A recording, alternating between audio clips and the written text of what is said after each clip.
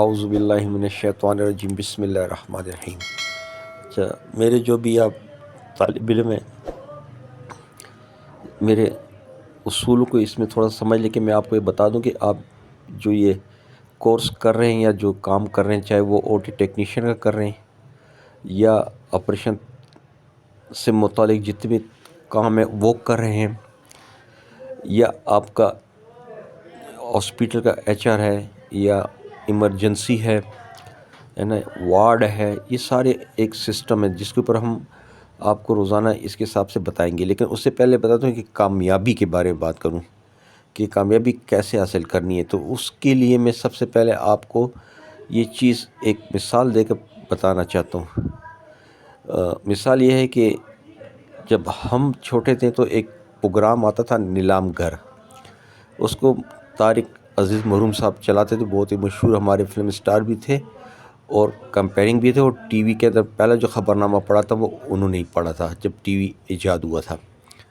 تو ان کا پروگرام بڑے شوق سے سنتے تھے۔ لیکن جب وہ پروگرام نیلام گھر شروع کرتے تھے تو سب سے پہلے ایک نہ کوئی آپ کو اچھی بات بتاتے تھے۔ تو ایک دن انہوں نے یہ اچھی بات بتائی کہ بھئی آپ روزانہ اخبار پڑھا کریں، اخبار سے جو نا آپ کی معلومات میں اضافہ ہوتا ہے۔ تو ہم چھوٹے تھے اس ٹائم سے ہم نے اخبار پڑھنے لگے، لیکن اس سے ہمیں بے انتہا معلومات حاصل ہوئی۔ تو پھر پڑھتے پڑھتے اخبار کے اندر ہمیں اس وقت کی بات ہے کہ ہمارے ایک اینکر ہے جاوید چودھری صاحب، وہ اس ٹائم جنگ اخبار میں کالم لکھتے تھے۔ تو چند جو کالم نگار تھے، اینکر تھے، ان میں سے ایک یہ تھے جن کو میں پسند کرتا تھا اور ان کا کالم میں بڑے شوق سے پڑھتا تھا۔ تو انہوں نے اپنی کہانی یہ سنائی کہ ہم نے جب اینکر کا کام شروع کیا تو ہم نے یہاں پاکستان میں تعلیم حاصل کی، پھر باہر چلے گئے،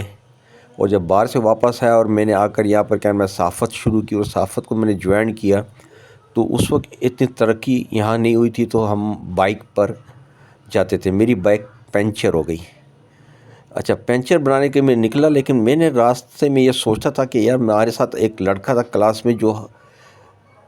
میٹرک تک ہمارا تک فرسٹ آتا تھا، اب وہ پتہ نہیں کہاں سے کہاں پہنچا ہوگا اور ہم یہاں تک پہنچے اور وہ کہاں سے کہاں تک پہنچا ہوگا۔ اتفاق کی بات ہے کہ میں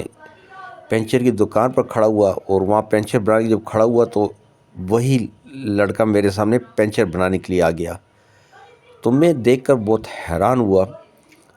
اور حیران ہو کر میں نے ان سے پوچھا کہ یار تم یہاں پنچر لگا رہے ہو، ہر کلاس میں فرسٹ آنے والے آدمی؟ تو انہوں نے کہا ہاں۔ تو بولا پھر میٹرک کے بعد آپ نے کیا کیا؟ آپ تو فرسٹ ڈویژن میں اور فرسٹ آئے تھے۔ انہوں نے کہا اس کے بعد میرے پاس تعلیم کے وسائل نہیں تھے، اور اتنا میرے پاس پیسہ نہیں تھا کہ میں آگے تعلیم جاری کرتا یا فیسیں بھرتا، تو بس یہ پنچر کا کام کر رہا ہوں۔ تو اس قصے کا کہنے کا میرا مقصد ہے کہ جو بھی بندہ کوئی بھی کام سیکھے، اس کا مطلب نہیں ہے کہ وہ آدمی آگے جا کر اسی میں بہت زیادہ آگے کامیاب نکلے گا، لیکن اپنی طرف سے کوشش کر کے آدمی کامیاب بننے کی کوشش کرے اور اصولوں پر چلیں، ٹھیک ہے نا؟ تو آپ لوگ بھی جو میں آپ کو بتا رہا ہوں، سمجھا رہا ہوں، ٹھیک ہے نا، اس کے اندر دشوار راستے ہیں لیکن کامیابی کے راستے ہیں۔ کامیابی نہیں ہے کہ پیسہ کمانا، جو تقدیر میں لکھا وہ آپ سب کو ملے گا، لیکن ایک اصول پر جب ہم کام کریں گے اور ہم اس اصول پر چلیں گے تو اس میں ہمارے اندر کہیں اس پنچر والی کی طرح کئی لڑکے بیچ میں رہ جائیں گے، تو ہم یہ نہیں سمجھے کہ وہ رہ گئے، ہم نکل گئے، وہ ناکام ہو گئے، نہیں، وہ بھی کامیاب ہے، لیکن وہ وہاں تک چل سکا، لیکن اس نے کامیابی